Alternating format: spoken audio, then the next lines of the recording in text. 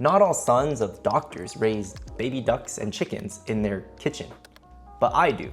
My dad taught me. While my childhood was spent in a deteriorating industrial town, my dad was raised during the onset of Mao Zedong's Cultural Revolution. After foregoing university so his sister could attend, my dad worked on a commune as a farmer. So while I grew up immersed in airy Beethoven melodies every morning, my dad grew up amid the earthy aromas of hay and livestock. Every time that I look between our grand piano and our baby chickens, I'm amazed at the stark differences between our childhoods and in how raising livestock, my dad shares a piece of his rural upbringing with me. Embracing these differences, my dad has introduced me to diverse experiences, from molding statues out of toilet paper plaster to building greenhouses from the ground up. So you might be wondering, what does he do for a traditional 9-to-5 job? He's already captained a research vessel that's navigated across the Pacific, designed 3 patentable wind turbines, and held every position imaginable from sous chef to Motorola technician. The answer?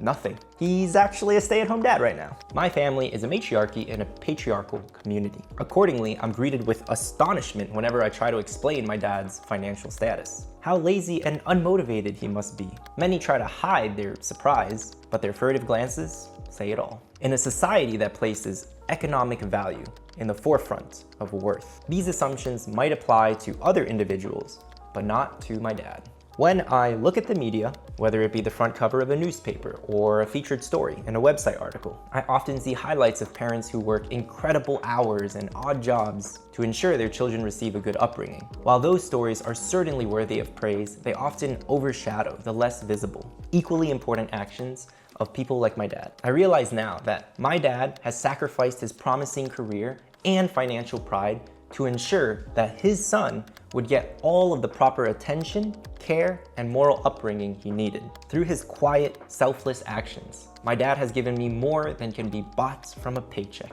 and redefined my understanding of how we, as people, can choose to live our lives. I'm proud to say that my dad is the richest man I know. Rich, not in capital, but in character. Infused with the ingenuity to tear down complex physics and calculus problems. Electrified with the vigor of a young entrepreneur despite beginning his fledgling windmill startup at the age of 50. And imbued with the kindness to shuttle his son to practices and rehearsals.